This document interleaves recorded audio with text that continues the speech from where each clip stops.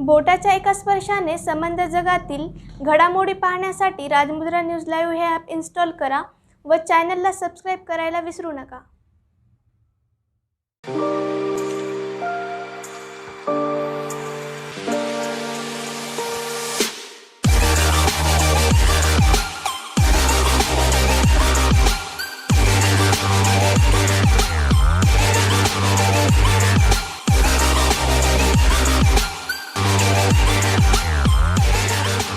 हम सब ने बचपन में अकबर और बीरबल की कहानियाँ सुनी हैं। अकबर और बीरबल के कई किस्से बहुत फेमस हुए हैं। हल्की फुल्की ये कहानियाँ जीवन में कुछ न कुछ सिखाती है और लोटपोट होकर हंसाती भी है। एक कहानी है जो मैंने बचपन में सुनी थी। एक बार अकबर और बीरबल का झगड़ा हुआ और बीरबल रूठ करके कहीं दूर चला गया। कुछ दिन गुजर जाने के बाद अकबर ने एक तरकीब निकाली कि बीरबल को वापस कैसे लिया जाए। उसने अपने सारे नगर में एक ढिंढोरा पिटवाया और उसमें यह कहा कि जो कोई आदमी 10 एकड़ ज़मीन जीतना चाहता हो वो कल दरबार में आए। दूसरे दिन दरबार में भीड़ इकट्ठा हुई। आए हुए हर आदमी को एक एक बकरी दी गई। बकरी जब दी गई तब उसका वज़न नापा गया और सबसे सामने एक शर्त रखी गई कि ये बकरी आप घर पर लेके जाइए, 1 महीने बाद फिर वापस लेके आइए। जिसके बकरी का वज़न जैसे का वैसे रहेगा, न कम होगा न ज़्यादा होगा, उसको 10 एकड़ की ज़मीन मिलेगी। सारे लोग बकरियां लेकर चले गए। 1 महीने बाद वो दिन आया जब सबको वापस आना था। सब लोग बकरियां लेकर वापस भी आए। एक एक आदमी के बकरी का वज़न करना शुरू किया। किसी का वज़न कम हुआ था, किसी का बढ़ा हुआ था। अकबर ने उनको पूछना शुरू किया कि आपने क्या तरकीब की।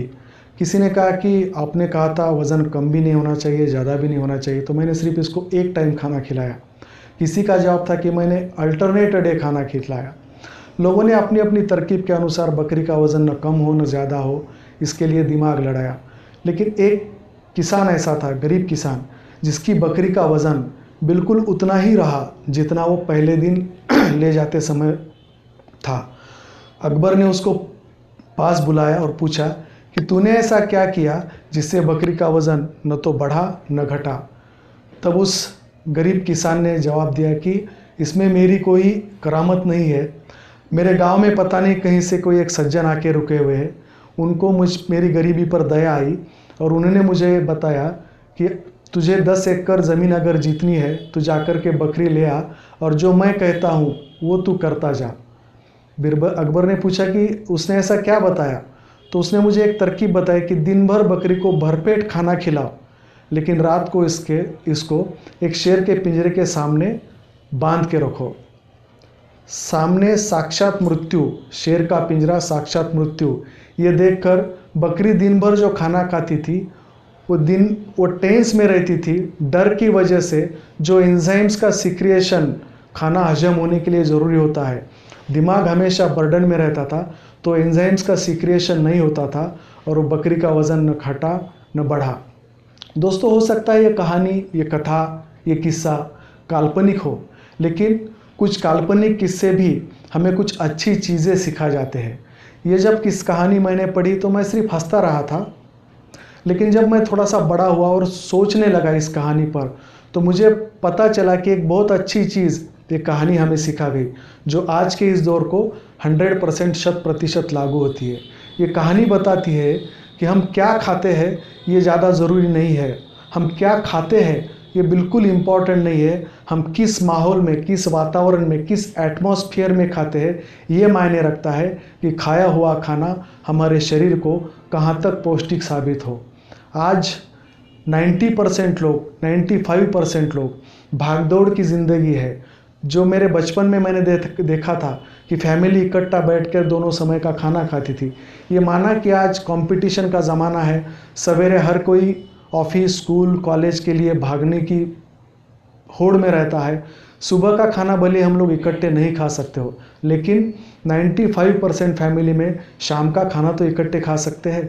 लेकिन शाम का खाना खाते वक्त 95% लोगों से मैं जब पूछता हूँ कि शाम का खाना आप कब खाते हो, तो उन लोगों का जवाब होता है प्राइम टाइम में हम हमारी पसंदीदा सीरियल देखते हुए खाना खाते हैं, या मैं शाम में न्यूज़ चैनल देखते हुए खाना खाता हूँ।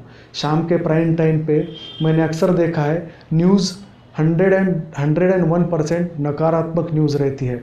बलात्कार की न्यूज़, किसी एक्सीडेंट की न्यूज़, वो न्यूज़ हम लोग सामने चलती आती है और हम लोग खाना खाते हैं। सोचिए, नकारात्मक सोच का बीजारोपण हमारे दिमाग में होता है और उस समय हम लोग खाना खाते हैं। मराठी में एक श्लोक है, मैं किसी श्लोक का प्रमोशन यहाँ पे नहीं कर रहा हूँ, लेकिन वो श्लोक आपको सिर्फ इसलिए बताता हूँ कि कितना ज़रूरी होता है खाने के समय माहौल का आनंदी होना, माहौल का खुशहाल होना। श्लोक ऐसा है, उदर भरण नोहे जानिजे यज्ञ कर्म। इसका मतलब है कि खाना खाना सिर्फ उदर का माने पेट का भरना नहीं है, तो यह एक यज्ञ का कर्म के जैसा पवित्र है। देखिए, जो चीज़ यज्ञ के कर्म के जैसी पवित्र हर धर्म ग्रंथ में बताई गई है, वो चीज़ करते वक्त हम किस नकारात्मक सोच को लेकर के बैठे हुए होते हैं। 99% लोग, कई बार तो मैंने देखा है कि इसके प्लेट की रोटी ख़त्म हुई है, वो उसे ब्रेक के दौरान पता चलता है और आवाज़ लगाते हैं कि ज़रा रोटी लेके आओ। 99% लोग नेगेटिव अंदाज में खाना खाते हैं, नेगेटिव माहौल में खाना खाते हैं। आज दुनिया नकारात्मकता से भरी हुई है, जहाँ जाओ। इसमें हम लोगों का कसूर नहीं है। बचपन से लेकर आज तक नकारात्मक चीज़ों की ओर आदमी का ध्यान बहुत जल्दी जाता है। दो लोग अगर किसी चौराहे पे, किसी चौक पे बड़े प्यार से अच्छी बातें कर रहे हैं तो कोई उनके ऊपर ध्यान नहीं देता, लेकिन जहाँ पर एक ने दूसरे की कॉलर पकड़ ली, उनमें झगड़ा शुरू हुआ, सैकड़ों लोग रुकते हैं और पता करते कि क्या हुआ, कोई शूटिंग लेता है। नकारात्मकता की ओर हमारा ध्यान ज़्यादा आकर्षित होता है। ये नेचुरल प्रोसेस है। इसका कारण यह है कि बचपन से लेकर आज तक हमारे सर के ऊपर सकारात्मक विचारों से ज़्यादा नकारात्मक चीज़ों का भड़ीमार रहता है। एक छोटा सा एग्जाम्पल मैं आपको देना चाहता हूँ। हम सब ने नर्सरी में रैम सुने हैं, छोटी छोटी कविताएं सुनी है। एक कविता है, Jack and Jill went up the hill to fetch a pail of water, Jack fell down and broke his crown and Jill came tumbling after.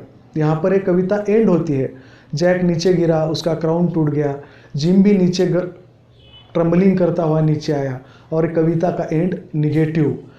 आगे क्या हुआ, दोनों उठे कि नहीं, फिर से स्कूल गए कि नहीं, बड़े हुए कि नहीं, कुछ भी पॉजिटिव एंड नहीं है। इस कविता का एंड निगेटिव बताया जाता है। बचपन से लेकर आज तक इस तरह से निगेटिव चीज़ें हमारे दिलो दिमाग पर थोपी गई है और इसलिए आदमी का मन नकारात्मक चीज़ों के ऊपर ज़्यादा जाता है। आजकल कोरोना का माहौल चल रहा है। 95% मौतें कोरोना से जो हुई है वो कोरोना से नहीं हुई है, कोरोना के डर से हुई है। कोरोना से भी ज़्यादा घातक कोरोना का डर साबित हुआ है, ये आप जाहिर बात है। और कई मनोवैज्ञानिकों ने इस बात पर मुहर भी लगाई है कि बिल्कुल ये सच बात है कि लोगों की मौतें कोरोना के डर से ज़्यादा हुई है। क्या नकारात्मक विचारों से छुटकारा पाना इतना मुश्किल है? अगर हम सोच लें कि नकारात्मक सुनेंगे नहीं, नकारात्मक देखेंगे नहीं, नकारात्मक बोलेंगे भी नहीं, 90 दिनों तक, 90 डेज तक अगर हम ये आदत लगा लेते हैं, तो कोई भी चीज़ अगर हम 90 दिन कंटिन्यूसली करते हैं तो 91st डे वो हमारी आदत बन जाती है। आइए दोस्तों, आज नेताजी सुभाष चंद्र बोस जी की जयंती के दिन हम ये प्रण ले लें कि आज से हम कोशिश करेंगे कि कम से कम नकारात्मक देखें। अगर मान लो कि मैं अपने शरीर के 2 हिस्से करता हूँ, गर्दन के नीचे वाला एक हिस्सा और गर्दन के ऊपर वाला एक हिस्सा। गर्दन के नीचे वाला हिस्सा अगर पैसे कमाने के लिए मार्केट में जाता है तो दिन के कितने पैसे कमा सकता है? 200, 300, 400, 500, इससे ज़्यादा नहीं। 200 रुपये हाजिरी आज लेबर को मिलता है। कोई स्किल लेबर है तो उसको 500 रुपये हाजिरी मिलती है। 500 रुपये के ऊपर शरीर का निचला हिस्सा पैसे नहीं कमा सकता, लेकिन शरीर के ऊपर का हिस्सा, नेक, अबव द नेक, ये कितना पैसे कमा सकता है? अनगिनत, अनलिमिटेड, इन्फिनिटी। क्योंकि दिमाग की वैल्यू कोई लगा नहीं सकता। This is invaluable. अभी सोचिए कि शरीर के नीचे वाले हिस्से में हमारे खर्चे कितने हैं। हमें पहनने के लिए कपड़े अच्छे चाहिए, हाथ में घड़ी ब्रांडेड चाहिए, जूता भी बढ़िया चाहिए, खाने पीने के लिए चीज़ें अच्छी चाहिए, और इसके ऊपर हमारी इन्वेस्टमेंट कितनी है? 5 रुपये का कोई न्यूज़पेपर जिसके फ्रंट पेज पे कोई मर्डर की या कोई डकैती की न्यूज़ आती है, हम क्या पढ़ते रहते हैं? आज से हम ठान ले सुभाष बाबू की इस जयंती पे कि आज के बाद हम रोज़ाना आधा घंटा पॉजिटिव सेल्फ टॉक करेंगे। रोज़ 15 से 20 मिनट सकारात्मक चीज़ों के ऊपर आधारित एक बढ़िया सी कुछ स्टोरियाँ पढ़े, कुछ अच्छी सक्सेस स्टोरीज़, कुछ मोटिवेशनल स्टोरीज पढ़ने की आदत डालें और हमारे जीवन से धीरे धीरे नकारात्मक चीज़ें ख़त्म करें। आज नेताजी सुभाष चंद्र बोस जिन्होंने इस देश के यूथ को एक आवाज़ लगाई थी कि आप मुझे खून दो, मैं आपको आज़ादी देता हूँ।